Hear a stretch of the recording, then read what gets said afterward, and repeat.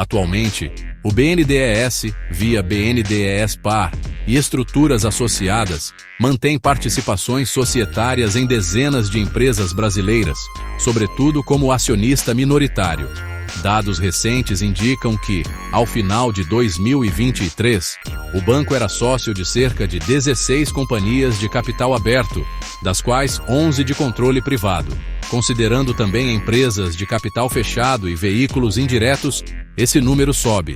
No início de 2024, a carteira de participações abrangia 27 empresas, via BNDES-Par e a subsidiária Finame, com direitos de indicação em 34 assentos de conselhos de administração. Em resumo, o BNDES-Par atua como braço de investimentos em renda variável do BNDES, adquirindo ações, debêntures conversíveis e cotas de fundos, visando apoiar empresas em diversos estágios de desenvolvimento. Principais empresas com participação do BNDES, aproximadamente, em porcentagem do capital: Companhia Distribuidora de Gás do RJ, SEG, cerca de 34,5%. Tupi S.A., Metalurgia, cerca de 28%. JBSS, A. Alimentos, entre 20% e 21%. Energisa S.A., Energia, cerca de 11%. Eletrobras, Energia, entre 7% e 8%, após privatização. Petrobras, Óleo e Gás, cerca de 7%. BNDES-Par, aproximadamente 6,98%, mais BNDES, cerca de 1,05% em março de 2025. AES Brasil, Energia, entre 6% e 7%. Embraer S.A., Aeronáutica, cerca de 5%. Copel, Hidrovias do Brasil, IOSP Maxion, Coteminas, Springs Global, Oi, entre outras. Participações minoritárias diversas. Essas participações são, em sua maioria, minoridades qualificadas. Ou seja, o BNDES não controla essas companhias, mas detém fatias relevantes que lhe permitem influência e, em certos casos, assento em conselhos. Muitas dessas posições foram acumuladas em anos anteriores como parte da estratégia de fomentar campeões nacionais, empresas brasileiras líderes globais em seus setores, ou apoiar setores estratégicos. Por exemplo, o BNDES-Par manteve por anos participações significativas em empresas de commodities e infraestrutura, e ainda hoje a Petrobras figura como o principal ativo da carteira de ações do sistema BNDES, refletindo a importância do setor de óleo e gás. Da mesma forma, a fatia na JBS ajudou a alavancar o grupo ao posto de maior processadora de carnes do mundo, enquanto investimentos como na Embraer visam preservar tecnologia nacional e interesse estratégico. Em suma, o BNDES-Par funciona como um acionista investidor de longo prazo em diversas empresas, buscando tanto retorno financeiro quanto objetivos de desenvolvimento econômico. Como acionista relevante, o BNDES geralmente tem o direito de indicar membros para os conselhos de administração ou fiscal das empresas investidas, conforme o percentual acionário e acordos de acionistas. O processo de escolha desses conselheiros passou recentemente por uma formalização. Em março de 2025, o banco aprovou uma política de indicação específica para empresas investidas pelo sistema BNDES. Essa política estabelece regras de governança, diretrizes e requisitos técnicos para a indicação de pessoas aos conselhos, com o objetivo de promover as melhores práticas de gestão e sustentabilidade nas empresas investidas, gerando valor para as companhias e para a carteira do BNDES-Par. Em linhas gerais, a nova política determina, por exemplo, que somente candidatos que atendam à definição de membro independente podem ser indicados externamente para cargos em colegiados. Também exige a verificação de conformidade do indicado, incluindo reputação ilibada, ausência de conflitos de interesse e aderência a requisitos legais, como os da lei das estatais, quando aplicável. Assim, No papel, busca-se assegurar critérios técnicos e meritocráticos, experiência profissional, capacitação e independência ao escolher representantes para os conselhos. No entanto, na prática recente, observa-se influência política direta em diversas indicações. Em 2023, sob a gestão do presidente Aloísio Mercadante, o BNDES promoveu uma nova leva de nomeações para conselhos de empresas de sua carteira, incluindo a indicação de ministros de Estado e aliados políticos para vagas em companhias privadas. Esse movimento ficou emblemático com o caso da Tupy S.A., importante fundição catarinense. Em agosto de 2023, o banco indicou para o conselho da empresa 2 ministros do governo Lula, Carlos Lupe, da Previdência, e Aniele Franco, da Igualdade Racial. A nomeação gerou repercussão negativa, pois os indicados não possuíam trajetória profissional relacionada ao setor metalúrgico da Tupy, evidenciando questionamentos sobre a observância dos critérios técnicos. Apesar das críticas, a direção do BNDES sinalizou que pretende maximizar sua participação na governança das empresas onde é sócio, fazendo novas indicações e aumentando sua influência nas decisões. Em termos de governança interna, as indicações do BNDES-Par são usualmente deliberadas por comitês e pela diretoria do banco. Historicamente, muitos conselheiros indicados eram funcionários de carreira do BNDES ou técnicos de confiança, dada sua familiaridade com as empresas e setores. Porém, o padrão atual inclina-se a indicações de figuras políticas de alto escalão, alinhadas ao governo federal. Há, inclusive, casos em que essas nomeações suscitaram análises de órgãos reguladores. Por exemplo, a CVM abriu investigação sobre possíveis conflitos nas nomeações de ministros para o Conselho da Tupy, e a Comissão de Ética Pública avaliou a legalidade de ministros acumularem cargos em empresas privadas influenciadas pelo Estado. Embora a Comissão de Ética tenha posteriormente autorizado as nomeações, sob o argumento de representatividade do interesse público, foi observado que tais cargos trazem benefícios financeiros pessoais aos indicados, com remunerações extras de conselheiro, elevando seus ganhos muito acima do teto do funcionalismo.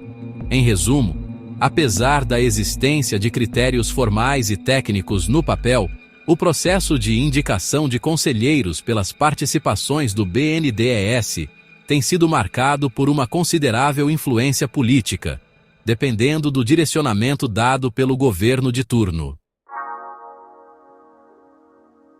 A participação acionária do BNDES em empresas traz potenciais benefícios ao povo brasileiro, embora muitos sejam indiretos ou de difícil mensuração imediata. Um benefício tangível são os dividendos e rendimentos obtidos pelo BNDES, BNDES-Par nessas companhias, os quais reforçam o caixa do banco ou da União via distribuição de lucros. Por exemplo, graças aos lucros recordes da Petrobras em 2023, os acionistas, governo e BNDES receberam proventos substanciais. Somente relativos ao ano de 2023, a União, incluindo BNDES e BNDES-Par, teve direito a cerca de 34,5 bilhões de reais em dividendos da Petrobras. Esse montante representa recursos que, em última instância, retornam aos cofres públicos, seja via dividendos pagos diretamente à União acionista, seja via resultados do BNDES, que é 100% público. Além disso, um desempenho financeiro positivo das participações contribui para a sustentabilidade do próprio BNDES. Historicamente, a carteira de ações do sistema BNDES obteve rentabilidade superior à do mercado. Entre 2001 e 2024, os investimentos acionários do banco geraram retorno médio de 16,1% ao ano, superando com folga o Ibovespa, 9,9% ao ano no mesmo período. Ou seja, no agregado de longo prazo, essas participações acrescentaram valor patrimonial que pode ser reutilizado em financiamentos de desenvolvimento, ou na redução do endividamento público. O BNDES devolveu bilhões ao Tesouro nos últimos anos, em parte graças às vendas de ações com lucro. Outro benefício potencial é o fomento a setores estratégicos e a geração de empregos. Ao investir em empresas nacionais, o BNDES buscou fortalecer cadeias produtivas inteiras, por exemplo, no setor de alimentos e agronegócio com a JBS, no de aviação com a Embraer, no de infraestrutura logística com ferrovias como VLI e Transnordestina. Empresas apoiadas pelo banco muitas vezes expandiram operações, tornando-se líderes globais, o que tende a preservar ou ampliar postos de trabalho no país e aumentar as exportações. Ainda que seja difícil atribuir números exatos de empregos às participações acionárias, é razoável supor que a expansão de grupos como JBS, que hoje emprega dezenas de milhares de funcionários no Brasil, teve como um dos catalisadores o suporte de capital do BNDES. Além disso, a presença do BNDES como sócio pode trazer externalidades positivas ao mercado.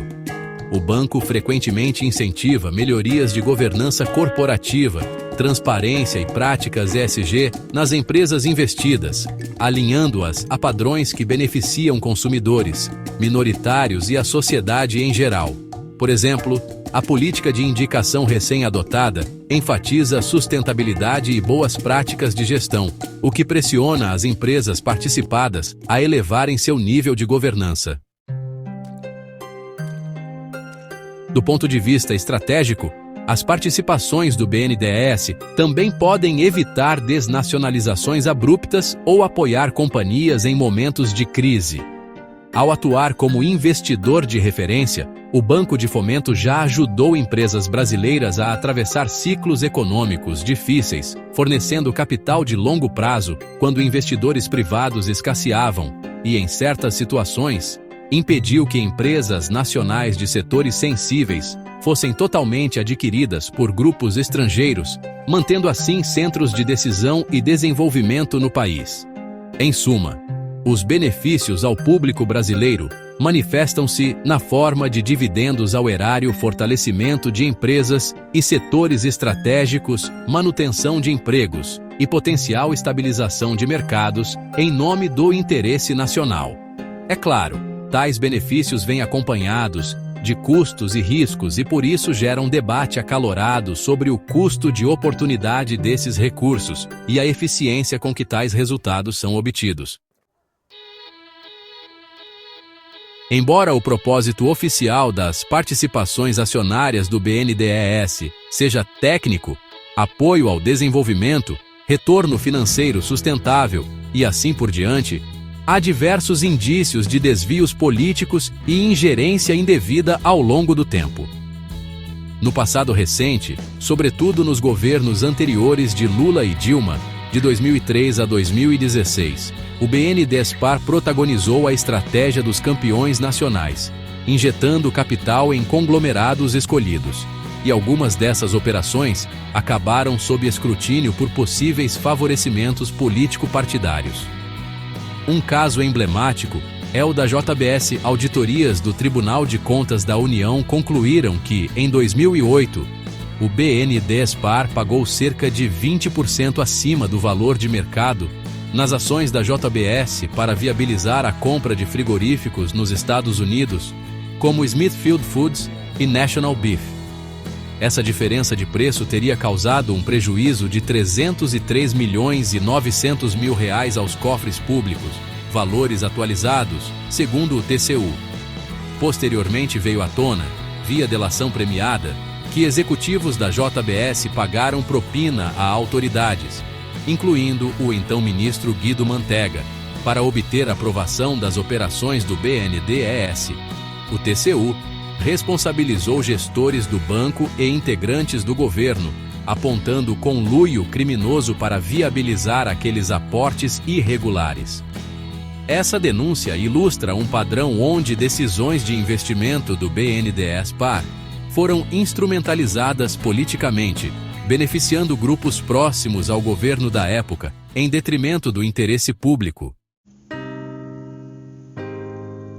Outro episódio notório envolve o frigorífico Bertin, que recebeu aporte do BNDESPar em 2008 e acabou incorporado pela própria JBS em 2009. O TCU apurou que o BNDESPar teve perda estimada de R$ 670 milhões, 1 bilhão e 17 milhões de reais em valores atualizados, nessa operação. O banco havia adquirido 26,9% do Bertin por 2 bilhões e 500 milhões de reais para financiar a expansão da empresa, mas o investimento foi feito sem a devida diligência. O Bertin já possuía alto endividamento e não entregou os resultados esperados. Técnicos do TCU concluíram que houve erros de avaliação e aprovação apressada pelo BNDES, baseando-se em informações fornecidas pelos próprios interessados, sem análise independente robusta. Em outras palavras, apontou-se falta de rigor técnico, possivelmente derivada de pressão política para salvar a empresa, resultando em prejuízo significativo. A participação de 2 bilhões e 500 milhões de reais do banco valia apenas 1 bilhão e 740 milhões de reais após a fusão com JBS, uma perda de cerca de 30% em pouco tempo. Assim, tanto no caso JBS quanto Bertin, entre outros, ficam evidentes padrões históricos de uso político das participações, investimentos concentrados em empresas amigas do poder, avaliações complacentes e indícios de corrupção envolvendo agentes públicos e privados. Nos últimos anos, esses fatos alimentaram um forte debate público. Durante a gestão 2019 a 2022, houve uma mudança de orientação. O BNDES promoveu uma venda maciça de ações em bolsa, reduzindo drasticamente sua carteira de participações. Quase 100 bilhões de reais em ações foram alienados nesse período, numa tentativa de desfazer o legado das operações controversas e despolitizar o banco. Participações tradicionais como Envale, Petrobras, Banco do Brasil, entre outras, foram parcialmente ou totalmente vendidas, e o BNDESPar adotou uma postura mais discreta nas companhias remanescentes. Essa limpeza foi apresentada como forma de aumentar a transparência e evitar ingerências. Inclusive, foi divulgada a chamada Caixa Preta do BNDES, com detalhes de contratos e operações passadas. Contudo, a partir de 2023, observa-se nova inflexão. O banco passou a retornar ao protagonismo como acionista, suspendendo as vendas agressivas de ações e retomando o ativismo na indicação de conselheiros. Juntamente com isso, vieram as nomeações políticas nos conselhos já comentadas, indicando um possível ressurgimento do aparelhamento, termo usado para descrever o uso de cargos estratégicos em empresas para acomodar aliados políticos.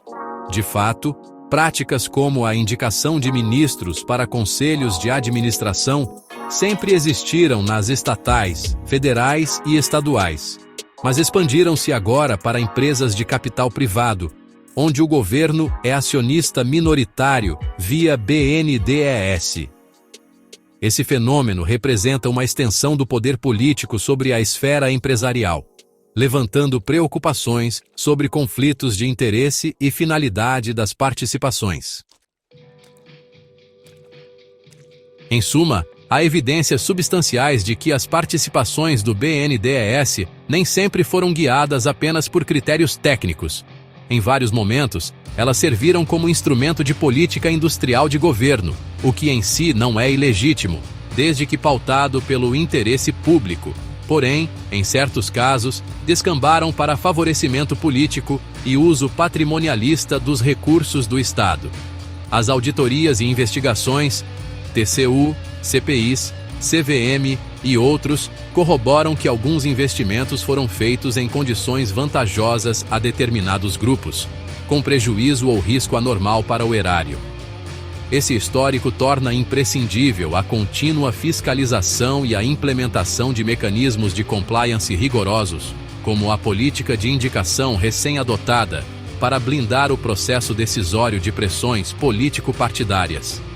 A credibilidade do BNDES e os reais benefícios de suas participações dependem da capacidade de mitigar interferências indevidas e assegurar que o interesse público prevaleça na gestão dessas fatias acionárias.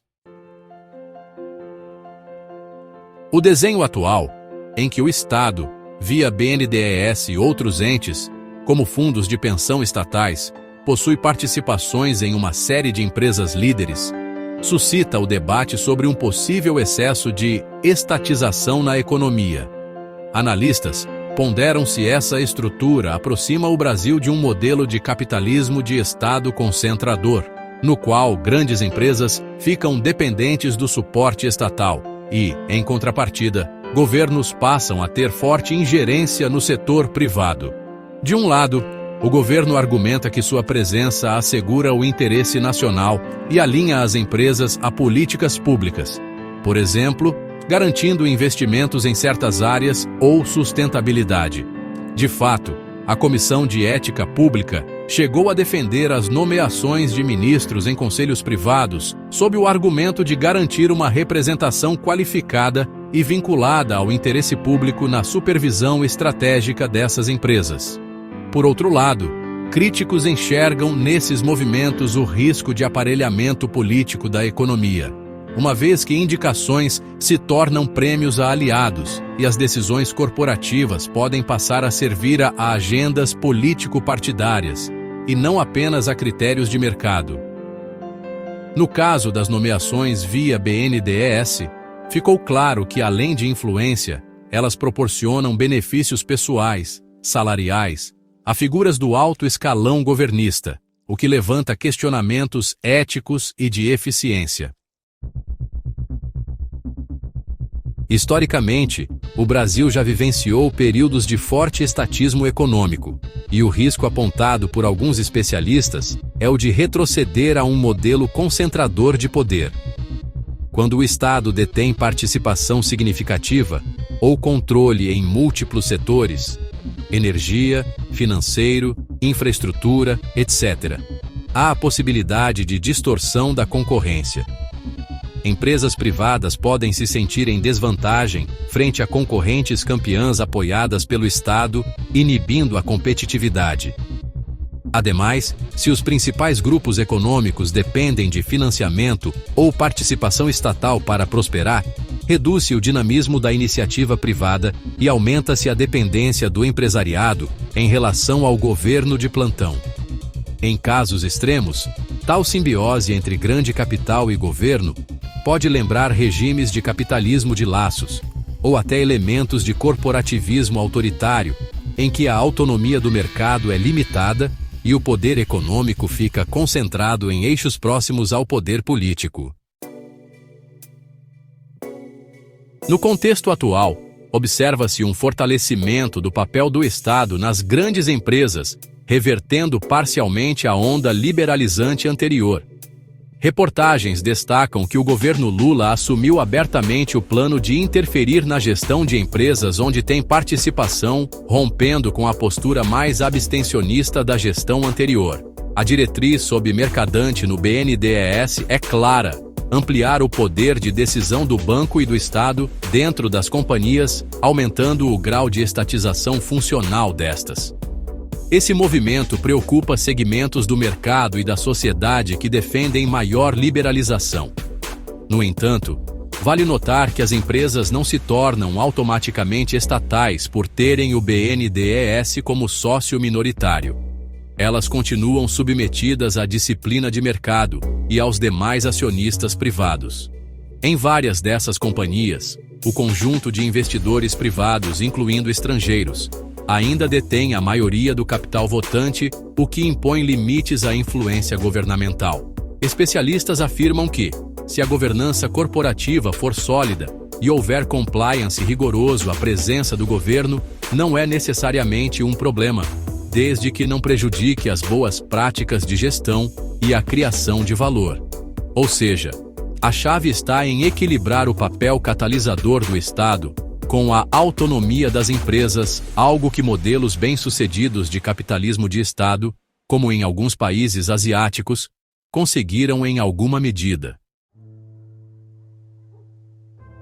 Em conclusão, existe o risco de o Brasil pender a um modelo excessivamente estatizante caso não haja freios institucionais e transparência nas participações do BNDES.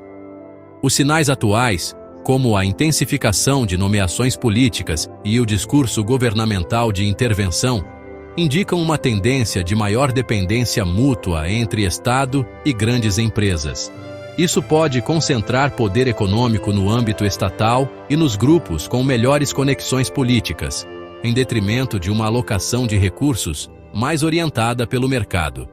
Por outro lado, o próprio arcabouço legal, como a lei das estatais e leis de mercado de capitais, e a vigilância de órgãos de controle e investidores privados, atuam como contrapesos para evitar que esse modelo descambe para o autoritarismo econômico. O desafio, portanto, reside em encontrar o equilíbrio, utilizar as participações do BNDES como instrumento de desenvolvimento, porém sem resvalar para o dirigismo excessivo ou a captura política das empresas. Algo que traria consigo os vícios de um modelo concentrador de poder e pouco responsivo aos interesses da sociedade em geral. Fontes: BNDES, site de transparência, dados de carteira acionária e políticas internas. Comissão de Valores Mobiliários e TCU, relatórios e apurações, Ministério da Economia, Tesouro, boletins de participações imprensa, Valor Econômico, Folha de São Paulo, O Estado de São Paulo, Gazeta do Povo, CNN Brasil, Metrópolis, com notícias de 2023 a 2024 sobre indicações e estratégias do BNDES.